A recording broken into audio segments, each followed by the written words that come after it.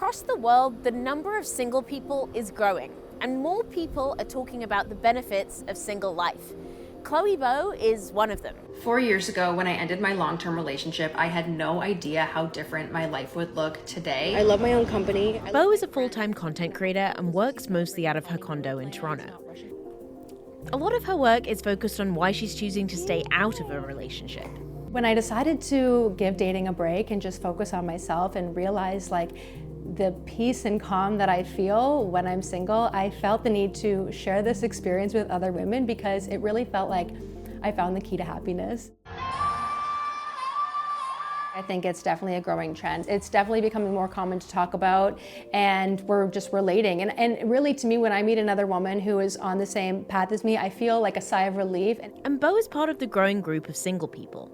At The Economist, we calculated that over the past decade, the number of single people around the world has risen by at least 100 million, which is just huge. The Economist says the rise of singlehood is reshaping the world, and the Financial Times has called this moment a relationship recession.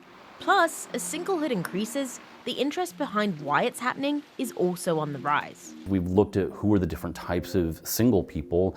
There is a certain percentage of people who they don't really want a relationship that much. They get their social connection from their friends and their family, they're invested in their work, that kind of thing. That's Jeff McDonald. He's the head of the McDonald Lab at the University of Toronto that specifically studies singlehood and the well-being of single people.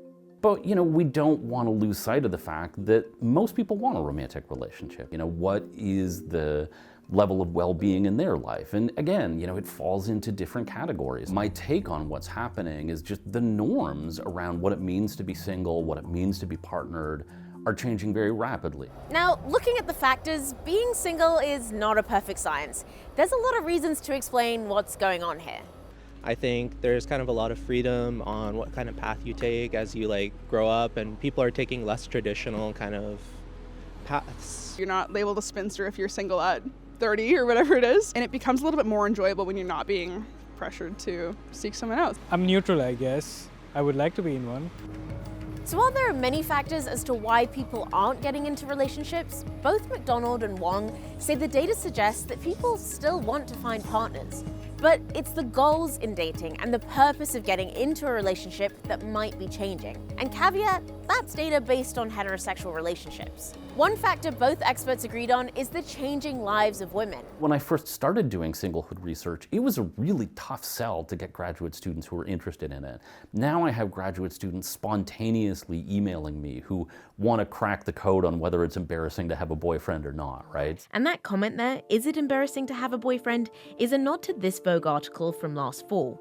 It went viral. There was a lot of response. I think for men, this is a wake-up call. Women are finally waking up to the idea that having a boyfriend is basically the least interesting thing about you. Don't let the miserable people of the internet tell you that it's embarrassing to have a boyfriend. So there's more women in the developed world with university degrees than men.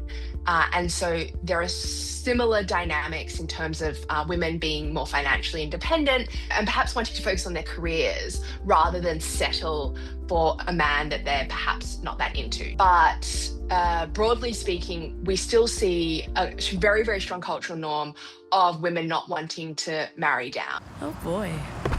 Wong says even music is reflecting some of the dynamics of single women.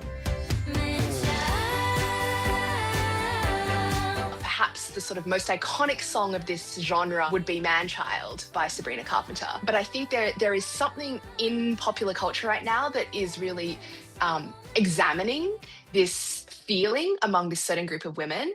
And that is connected partially to the explosion of single people. I don't think it describes the full demographic of single people, but I think it describes one subset of them.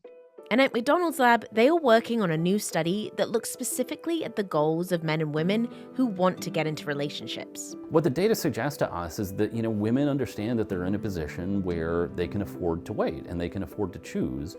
And so, the kinds of goals that they talk about are things like, I don't want to lose my independence when I get in a relationship. With men, they kind of seem to fall into two different categories, and we sort of interpret the data as suggesting that men who are interested in dating women get that the bar is higher. And so some of the men seem to be responding to that with goals that suggest that they're trying to up their game. But then there's another group of men in that study who say that their goal is that they have no relationship goals, right? And so we suspect that this might also be a response to this sense of the bar is higher, that some men are just feeling like, yeah, with the bar that high, it's kind of not even worth my time. Justin Frost is single and says dating has become more complicated. I guess, do you feel that the bar is higher now? Absolutely. I think there's a lot more expectations. They put like a dark cloud over the dating scene. It makes it almost, for me at least, almost not worth it in a sense sometimes. You have this hesitation. It's like, okay, well, why put myself out there if all people are going to expect from you is being a multimillionaire with a Bentley, right? When for my goals was to find that person who has those common interests and can share that life. That expectation of you have to be here, you have to meet this expectation, you have to hit this bar. But despite those expectations, he's still hopeful he'll find a partner. Yes, I want to lead my pack, but I also need, a good support system too. As human beings, we can do well on our own, but it takes a village, and that village starts somewhere. So I think it's become a lot more of an individual effort as opposed to a team effort. And I think that's where that gap really lies in relationships nowadays. So it sounds like that gap between what men and women want is getting bigger. Does any of that worry you? I think sometimes there's this idea that men don't really care about love. Men in many ways actually prioritize romantic relationships more than women do. The problem is what's the solution? We're obviously not going to mandate that women date men. And so, yeah, I'm worried about it, but I worry more about what some people think the solution is, right? So if more people are choosing to stay single, what are the possible economic impacts of all of this? What does that mean for the kinds of houses we build, the kinds of apartments we build, if there are more and more people living alone, to how will that affect taxes and how tax is collected if you live in a country where there's different tax regimes for married people or families. And then that will have consequences for generations, because what happens when this generation single ages and will need perhaps more aged care facilities. Plus, there's a big question of falling fertility rates. In 2024, Canada became part of the countries with ultra-low fertility, with a total fertility rate of 1.25 children per woman.